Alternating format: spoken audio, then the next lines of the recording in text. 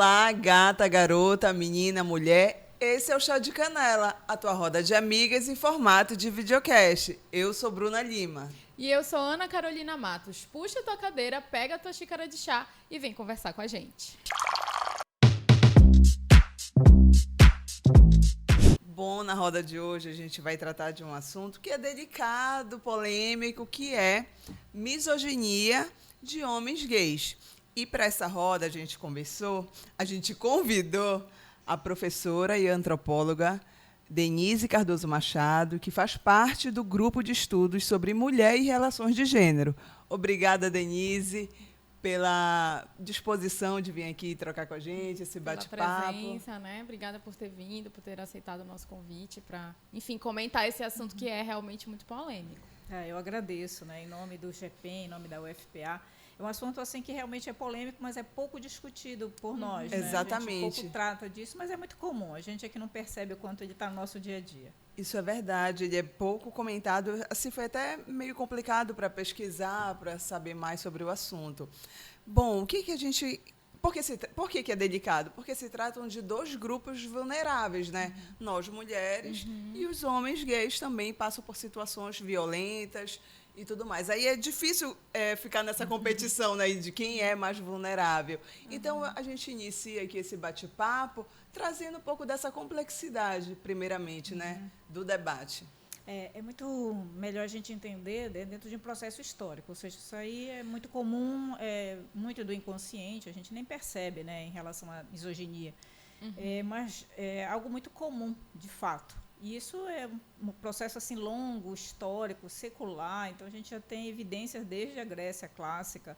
Lógico, a gente não pode generalizar, não são todas as sociedades, não são todos os homens que são misóginos, mas, assim, na nossa sociedade, que tem uma tradição grega, clássica, a percepção do corpo da mulher ela vai sendo construída dessa maneira. Ou seja, o que é a misoginia? É essa aversão ao corpo feminino.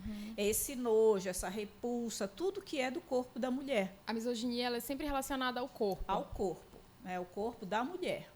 Então, é essa repulsa, essa espécie de nojo, mas ao corpo feminino. A ginia, né? E esse...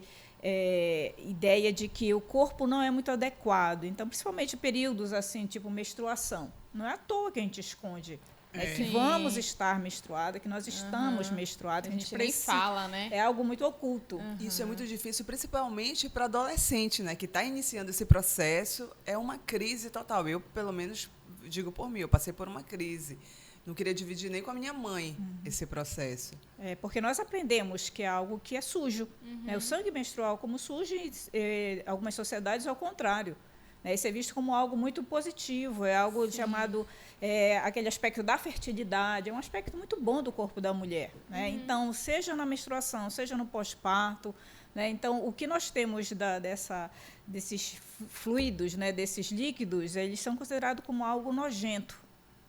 E a misoginia faz parte dessa percepção, ou seja, essa prática de afastar, de ter, né, esse distanciamento, essa algeriza, esse nojo mesmo, né, em relação ao corpo da mulher. Então, a gente considera que, independente da sua orientação sexual, os homens aprendem a ter essa percepção do corpo feminino. Agora, você falou que desde a Grécia Antiga já tem relatos de misoginia? Sim, sim. Isso é muito antigo. Isso vai ser apropriado pela Igreja Católica durante a Idade Média na Europa, mas ela tem já um fundamento, né, principalmente quando se estuda a partir da medicina, né, no início da medicina, até que ela era, digamos, em Atenas, era proibida a mulher estudar medicina e praticar medicina. Apenas os homens. Então, a maneira como vai ser concebida esse corpo, principalmente em Atenas, é a partir dessa ideia de que é um corpo inferior, que é um corpo impuro, que é um corpo inapropriado. Agora, bora demarcar um pouquinho o debate, né, que é o nosso tema, que é essa questão da misoginia partindo do homens gays, que são pessoas mais sensíveis a nós mulheres, mas que também acabam praticando essa violência e que vem sempre com um teor, né, de humor, de sarcasmo, aí, deboche, digamos. Bora falar um pouquinho sobre isso. É bem contraditório, né? Porque Nós sabemos que nessa sociedade dita ocidental, né, com esse padrão eurocentrado, a questão que se coloca é muito baseada no machismo, ou seja, o que é masculino é sempre superior ao que é feminino. E, no caso, é contraditório porque parece assim que todos os gays eles são afeminados, e não necessariamente. Sim. Sim. Então, é uma orientação, é um desejo, é uma afetividade relacionada a outros homens. E aí parece assim, nós vamos também todos nos tornar mulheres? Não necessariamente.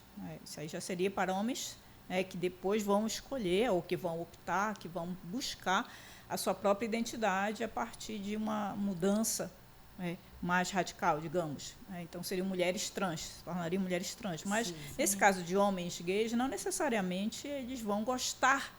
Ao contrário, né? Então, ao mesmo tempo que eu desejo um homem, eu não quero o corpo da mulher, eu não desejo. A minha orientação não é para o corpo da mulher porque causa repulsa. Então, reforça nessa orientação sexual, nesse desejo sexual, aquilo que já foi aprendido em relação ao corpo da mulher. Então, o que eu quero? Eu quero um homem, né, um corpo que tenha um pau. Eu quero um não que tenha uma vagina. E aí tudo isso que a gente aprende desse corpo que deve ser escondido, que deve ser, né, ocultado, tudo é muito guardado desde, né, do aparelho reprodutor. A genitália feminina é ocultada na nossa posição de sentar, na nossa maneira de se vestir. Os homens não, os homens eles ostentam. Então é uma coisa que é contraditória, mas é duplamente justificável pela orientação sexual e pelo que a gente aprende em termos culturais. E é muito naturalizado esse comportamento, né? Porque eu vejo também, não sei se somente, mas assim, principalmente os gays afeminados reproduzindo esse tipo de comentário. Ai, que nojo, sai daqui. Ai, tem isso, ai, não sei o quê. Então, é uma coisa que não faz sentido, né? A gente vai lidando com aqueles comentários debochados, como bem a Bruna falou, mas que do nada, é uma coisa assim... Em relação a, por exemplo, a questão de ativismo, né, de movimentos sociais, o coerente, né, seria que houvesse uma aproximação, como tu falaste, né? Então nós temos o quê? Uma pauta em comum, né? Nós somos discriminados, nós somos marcas de preconceitos constantes e violências de várias ordens, né, vários tipos de violência.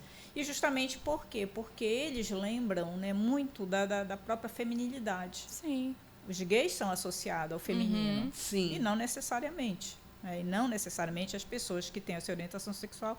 Então, é uma coisa complicada, complexa, contraditória, mas é uma forma de violência que nós sofremos, mulheres, né? De alguma maneira, ser tratadas como algo inferior, porque o nosso corpo seria considerado algo nojento e impuro. Então, de fato, eu reforço, é uma coisa contraditória.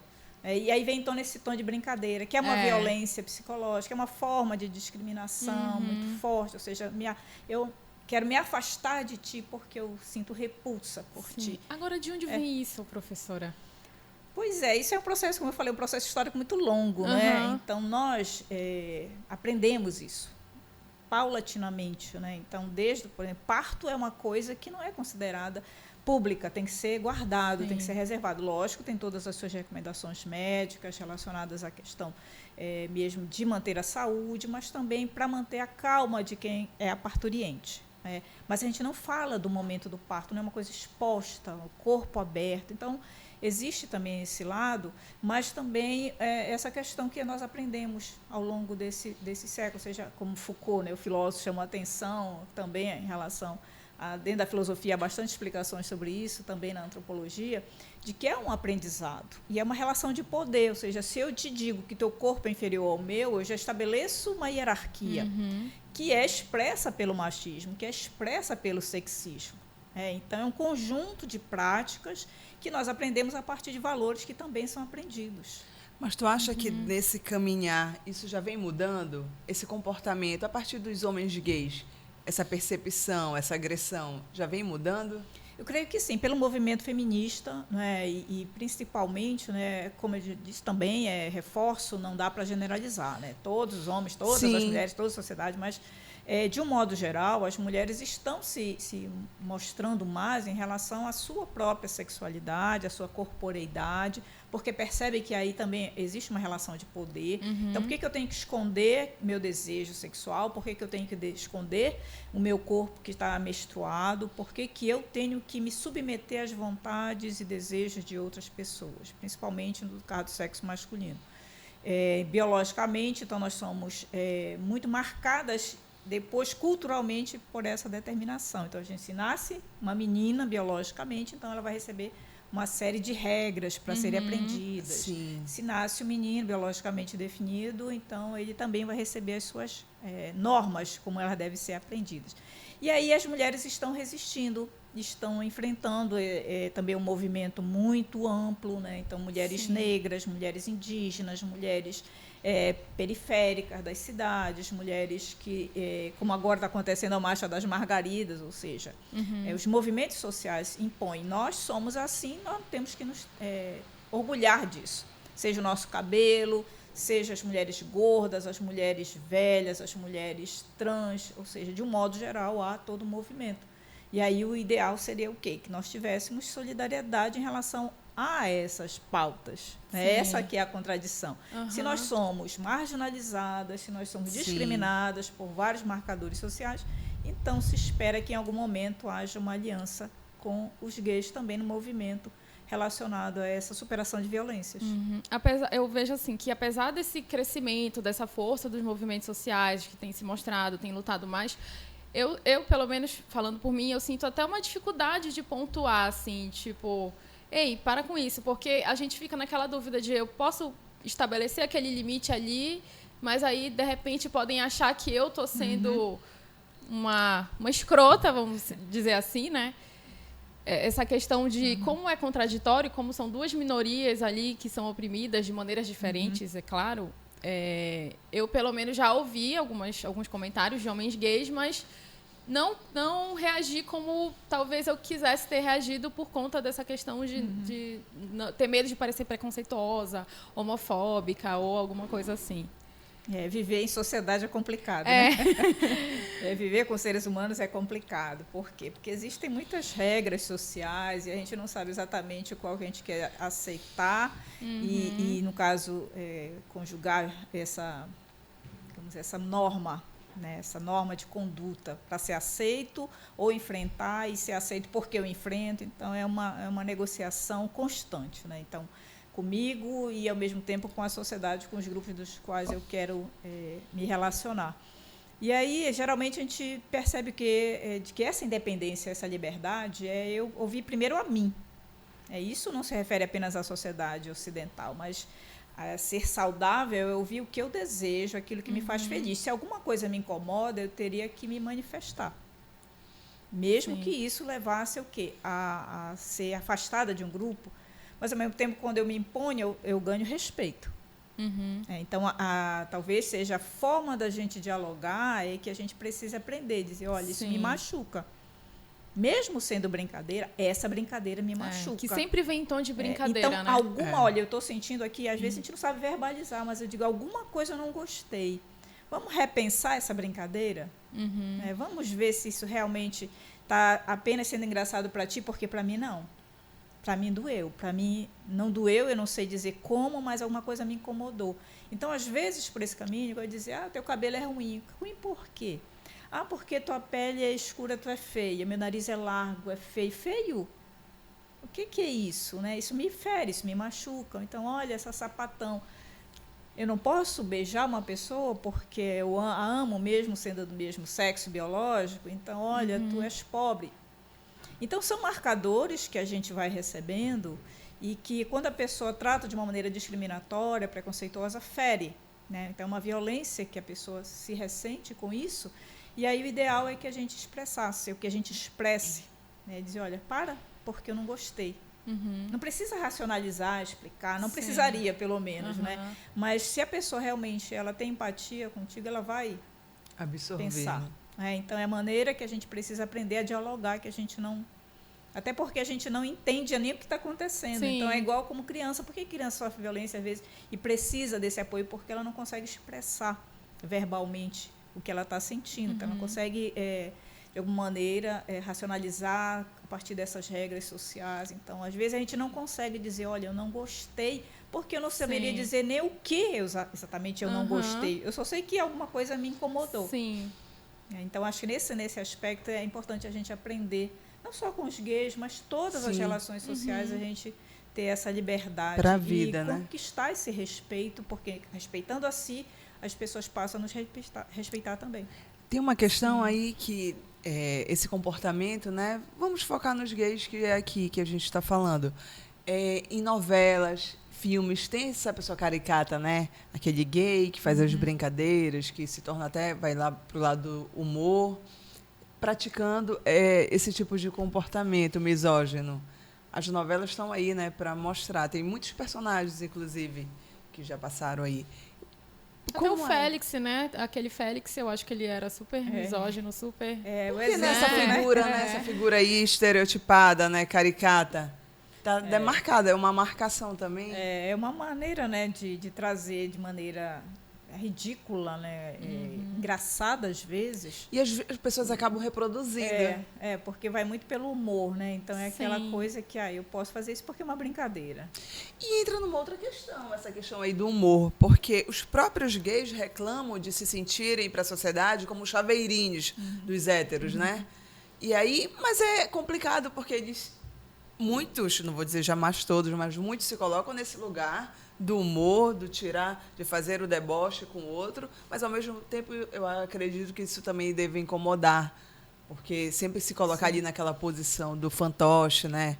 Do engraçado. Porque assim, quando a gente brinca com a nossa própria condição, né, é uma coisa. Então eu posso brincar com o meu sou. Eu posso brincar no meu próprio grupo. Agora, quando vem alguém de fora e brinca, aí já é ofensivo, né? Então é uma coisa assim que parece que é uma maneira da gente se impor, não é? De usar, por exemplo, a bandeira LGBTQI+, usa muitas cores, então é uma possibilidade múltipla de ser. E, inclusive, gay é o quê? É o que é alegre, que é engraçado. Né? Então, é aquela pessoa mais extrovertida. Por quê? Porque os homens aprenderam a serem mais contidos, a não serem tão emotivos. E nós, mulheres, a gente pode chorar, pode rir, pode fazer tudo. E que está mais próximo do feminino, né? E aí, o que marca, né? Um homem alegre é uma coisa que foge ao padrão.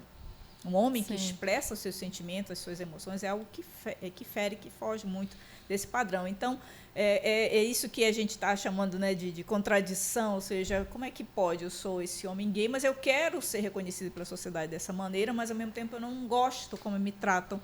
Se eu sou tratada assim como chaveirinho, como aquela pessoa que, então, qualquer coisa tu és cabeleireiro, tu é maquiador, tu é decorador. Parece assim que sempre tem aqueles nichos, a sociedade impondo os espaços e a maneira de ser. Então, é muito complicado também, é um sofrimento para as pessoas gays que têm que, às vezes, serem cobradas de serem assim. Então, tu não és gay, então tu tem que fazer isso, tem que ser alegre. É uma brincadeirinha. E as pessoas, às vezes, se moldam dessa maneira. Então, eu tenho que brincar porque é o que espero de um homem gay. Será que é assim? Será que todos? Não, lógico que não. Né? Parece, assim, pelo menos na leitura que eu faço, eu não sei se a gente pode dizer isso, mas parece que como é uma população que sofre tanto uma violência ali, está sempre tendo que lidar com uma violência, parece que o modo de lidar também socialmente é disparando esse tipo, sendo meio tóxico, sendo debochado, sendo aquela pessoa que faz comentário mesmo e ofensivo e é brincadeira, sabe? Não sei se é como... se a maneira de ver o mundo do tipo, eu sofro uma violência, mas eu vou também fazer essas microviolências com as outras pessoas também. Não sei se a gente pode dizer isso. Porque a situação para homens gays alguns são aceitos, né, desde o momento em que reconhece a sua orientação sexual, pela família principalmente. É o primeiro ponto, a família quando aceita, a história muda. E aí, quando há essa resistência, esse preconceito, discriminação na família, o sofrimento ele começa a ser marcado de uma maneira constante. Isso vai ser refletido também na escola, no trabalho, no mundo de um modo geral. E, às vezes, é fácil a gente julgar, né? Não deveria ser assim, é errado. Então, o gay que é assim tem esse humor ácido, mas a gente não sabe a história de vida daquela pessoa, por que ela chega a ter esse comportamento que realmente pode ser, em alguns aspectos e algumas situações, já uma reação ao que a sociedade está impondo, a essa violência. Então, é uma maneira de estar no mundo, marcando o seu território, marcando a sua identidade, a sua orientação, a partir do que é possível. E essas invenções de maneiras de ser. Então, esse humor ácido, essa forma violenta, sutil, às vezes, é muito da própria história de vida. Né? Então, cada um tem a sua história, cada pessoa tem a sua trajetória a gente percebe que é necessário aprofundar a convivência para poder entender esse tipo de comportamento. Mas, lógico, em termos gerais, há, às vezes, reproduções daquilo que é esperado, daquilo que deve ser melhor para ser aceito. E qual seria um caminho, não sei se existe, né, um caminho para dar essas mãos aí para esses grupos vulneráveis?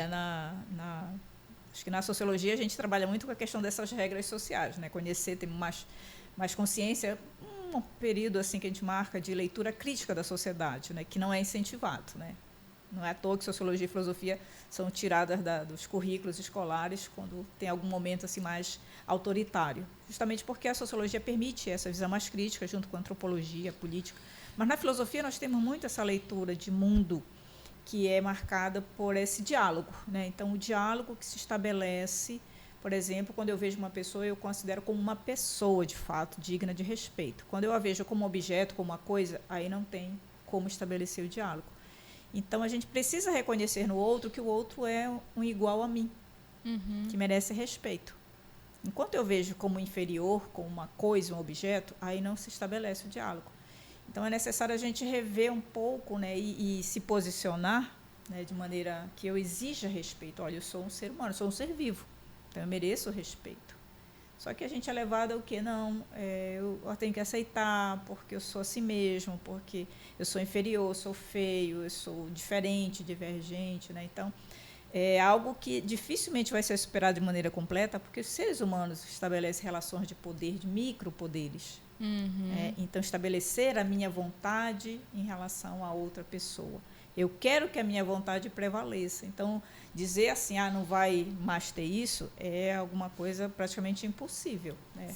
Mas a gente tem que seguir nessa utopia, nesse sonho de que as relações sociais elas vão ser mais igualitárias. Por isso que a gente luta, por isso que a gente se mobiliza, né, de ter uma percepção mais igualitária mesmo nas relações. Mas é um caminho longo, né? Muito longo, que talvez não seja sempre uma história de luta aí. Sim, é uma história de luta constante, porque enquanto há essas relações de poder, ou seja, constante, sempre vai ter esse posicionamento. Então, pode pensar, é secular, milenar, mas sempre há uma possibilidade. Se a gente for pensar olhando para trás, né, já vê muita coisa Muita diferente. coisa mudou. Né? Movimento indígena, a relação das pessoas negras, pretas e pardas. Se parar de lutar. Em relação às mulheres. Né? O pessoal, essa luta constante de se colocar no sentido de que não é uma guerra, né? Eu não estou contra aquela pessoa, eu estou em conflito porque há divergência de opiniões e práticas. Mas se eu me coloco dizendo isso aqui não concordo e eu quero que mude, e vamos nos articular, trabalhar juntos e juntas para isso, é possível mudar, sim. Mas agora, é difícil, né? É difícil, mas as relações de poder elas estão aí sempre, né, presente, mas é algo que a gente precisa, de alguma maneira, aprender a lidar e a se posicionar. Mas se a gente for pensar em termos, né, do que aconteceu já há séculos, a gente tem mais consciência dessas relações atualmente do que acontecia antes. Então, é toda uma questão ideológica das nossas visões de mundo. Então, às vezes, a gente avança e há recuos, né? Então, recentemente houve um certo recuo no Brasil em relação às conquistas e agora a gente está avançando novamente. Então, são poderes micros do dia a dia que vão sendo superados. Tá ótimo. É isso. Eu estava até lembrando de uma situação que aconteceu recentemente, que a gente não vai entrar em detalhes, mas que eu vi muitos comentários assim de homens gays tentando diminuir uma mulher, assim, nesse sentido de não sei, assim, diminuir em todos os aspectos profissionais, enquanto pessoa mesmo, enquanto mulher, sabe? Então, claro que essa coisa da gente se mobilizar, da gente ir e tentar dialogar, né, que é sempre muito importante. Mas é muito difícil, né? Quando a gente lida, assim, diretamente com uma situação dessa, eu, pelo menos, eu sou muito esquentada. Então, ao mesmo tempo que eu fico naquela coisa de até que ponto eu posso falar, eu tenho que ficar refletindo de será que eu falo isso? Será que eu vou ser? Por isso, a minha preocupação também de me posicionar e parecer uma pessoa, né? Homofóbica. Que odeia gays. Não é isso. Claro. Claro, o movimento feminista ele não é contra os homens e nada que é masculino, ao contrário, ele luta pela igualdade. Não é? E aí a igualdade é interessante que não é só em relação aos homens, mas também aos seres vivos. Não é à toa que o movimento socioambiental, as mulheres estão sempre disparando, né? Por quê? Porque ela lida muito com a vida. Não que os homens não lidem, mas o movimento feminista ele tem esse aspecto, né? De, olha, não queremos ser melhor, não estamos não é guerra de sexo, a gente quer ganhar espaço igual, Sim. a gente quer ser considerado igual no sentido de salário, de oportunidades, nas artes, nas ciências, no mundo do trabalho como um todo, mas nos aspectos criativos e nas relações sociais, né? Afetivas, de modo geral, amorosas, sexuais. Então, a gente quer ser igual, a gente não quer ser inferior, ser tratada como inferior. E até hoje a gente vê movimentos que não entendem isso, né? Movimentos Claro, masculinistas Porque de... não é porque conveniente. as mulheres querem ser melhores, as mulheres querem mandar em tudo. Sim. É isso mesmo. Por que não ter uma presidenta? O que aconteceu quando houve uma Né? presidenta? É, Ela foi exatamente. expulsa pela misoginia, Sim. pelo sexismo, pelo machismo, não foi pelo que foi justificado Uhum. aí. Porque os homens fazem coisas Pior. muito horrorosas e ninguém vai lá falar É. da sua orientação sexual, não vai falar da sua vida pregressa, né? Não. Então, o poder político no Estado, né, geralmente é exercido por homens, e homens brancos, e homens ricos, e homens que se declaram Tem aquele como perfil. heterossexuais. Uhum. Né? Então, geralmente são cristãos, então É. todo um padrão, né, na política. Então, por que a gente não pode quebrar e ir para lá? Competência a gente tem habilidades, a gente tem possibilidades criativas, de articulação. Então, como seres vivos, nós temos direitos, sim. Sim. Não só como a cidadania, né, direitos e deveres, mas também como seres humanos de participar da vida pública de um modo geral. Mas essa coisa de como sempre questionam o feminismo é como sempre nos questionam enquanto profissionais, assim, aí fugindo um pouco da questão dos homens gays e tudo mais, que também fazem isso, mas parece que a gente sempre tem que estar provando alguma coisa, né? Que a gente Sim. sabe, que a gente dá conta, que a gente é inteligente, que a gente E pode. mulheres, mães, né, redobra. Isso é a Sim. mulher, a mãe e a preta. Uhum. E isso o marcador vai acrescentando um peso maior. Então, os homens eles são menos cobrados em relação à paternagem, né, Sim. dessa Acho que em todos os responsabilidade com os aspectos, pais, sim. do que as mulheres com a maternagem. Uhum.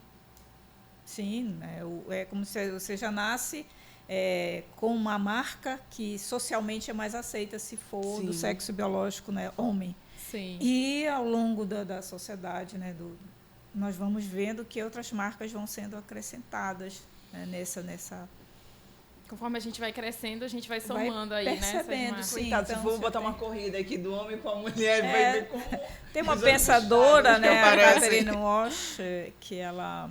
Qual o não, nome? é Kimberly Crenshaw, perdão. É Ah. Kimberly Crenshaw, é uma norte-americana que ela tem um vídeo produziu, assim, aquela da corrida, né? Então, você tem vários obstáculos para as mulheres e Falei menos de forma para os homens. intuitiva. Mas é Kimberly Crenshaw. Ela tem um vídeo, é fácil de encontrar no YouTube, que é justamente demonstrando, um desenho, uma animação, como é que Legal. ocorre. Então, as pessoas que vão correndo e saem, né, no grid de largada é Na igual, larga. mas aí as pessoas pretas vão ficando, as mulheres vão ficando, né, e aí os obstáculos vão se colocando, quem é que chega primeiro? Que tem menos obstáculos. O homem hétero, branco. Exatamente. É uma corrida mesmo, incansável. Todos os dias a gente está nessa corrida, né? Ainda bem que existe chá de canela para ficar falando. A gente precisa falar, conversar, né? Isso ajuda muito, né? E as outras pessoas, quando vão ouvindo, vão dizer, mas eu me sinto assim também. Uhum. Né? Então, não é uma competição aqui, dizer, e quem é que é melhor, quem é que... Não é guerra de sexos, né? É o que colocam na nossa mente de que nós estamos lutando contra. Na verdade, a gente quer trabalhar, né, no mesmo espaço, ganhar o mesmo salário, talvez até mais, se for o caso, não tem problema. Mas ter direitos de ficar na rua à noite, Sim. por exemplo, sem ser incomodada, sem sofrer violências, estar num bar sozinha, ir para o cinema sozinha, né? Não ser assediada, não ser Sim. violentada porque está ali naquele lugar, naquela hora, com aquela roupa, né, que a gente sabe que a violência contra a mulher ela ocorre em todos os espaços, em todas as faixas etárias, em todas as classes sociais.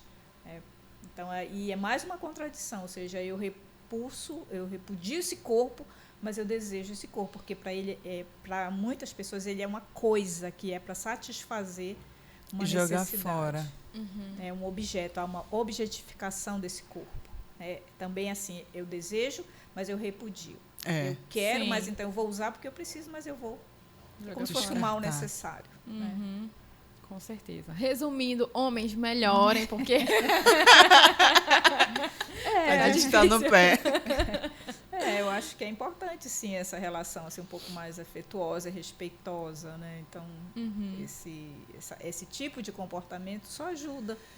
Sim. Então, não, independente das marcas sociais que a gente tenha. Então, que todo mundo tem, né? Se a gente ficar chegar no sim, restaurante, né, reproduzindo- tratar como é que a gente trata o garçom, a garçonete, a pessoa que está no supermercado, verdade. né, aquela pessoa que está na Sim. limpeza. Como é que a gente trata? A gente às vezes nem Exatamente. visualiza, visibiliza, né, não Uhum. considera. Então, acho que todos nós temos um pouquinho de necessidade Exato. de atenção, de Claro. afeto. E isso faz parte da vida. Né? Então, o que a gente quer é isso, é ser tratada com dignidade, respeito.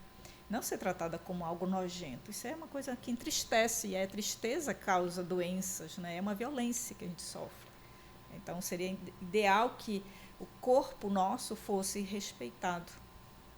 Inclusive, nesse aspecto de dizer, olha, menstruação é nojento, estar grávida é nojento, até o TPM é algo repugnante. Não, isso aí é uma coisa que, ao contrário, nos engrandece muito, nos orgulha muito, né? Quem tem filhos biologicamente, né, percebe a riqueza que a própria natureza coloca em nós.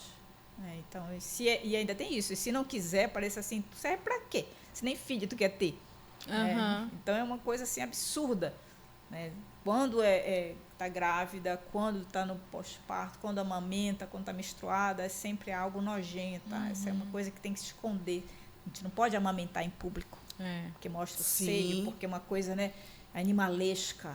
Aquela mulher dando peito para uma criança. E aí, quando não faz isso, por que ela não quer ter filhos? Porque uma mulher não quer ter filho, que parece que ela só serve para isso, nem isso ela quer. É sempre uma violência, né? No final das contas. Aí vão dizer, coitadinha, mimimi. Isso aí não é verdade, vocês são lindas, eu adoro as mulheres. Né? Dia 8 de março, flores, bombons, né? Coisas assim. É isso, né? O o jeito papo, é... O papo foi sério, mas terminou fofinho, não foi?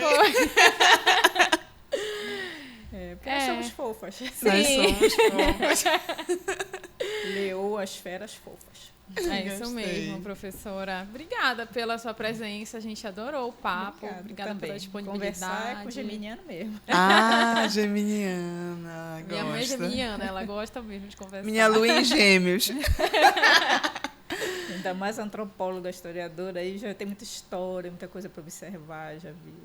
Mas legal. A ideia é justamente essa, é na conversa, no diálogo que a gente tenta superar, né, topicamente essa sociedade assim, tão desigual. Justamente por isso que a gente traz esses temas aqui pra gente refletir, né? Junto numa roda de amigas. A gente sempre fala isso, um assunto tabu da tua roda de amigas. E é isso mesmo que a gente É isso, busca chá de canela. Adoro chá. Obrigada, professora. Obrigada também. Obrigada, queridas. professora.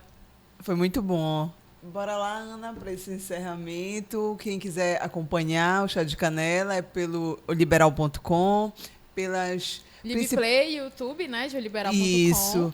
Pelas principais plataformas aí, De Spotify. streaming. Tá Deezer, tudo por aí. Apple Podcast. Tá espalhado o Chá de Tá Canela. no mundo o Chá de Canela. E não esqueçam de seguir a gente no Chá de Canela Podcast lá no Instagram. Até E no a TikTok também. próxima. Até a próxima. Tchau, tchau. Tchau.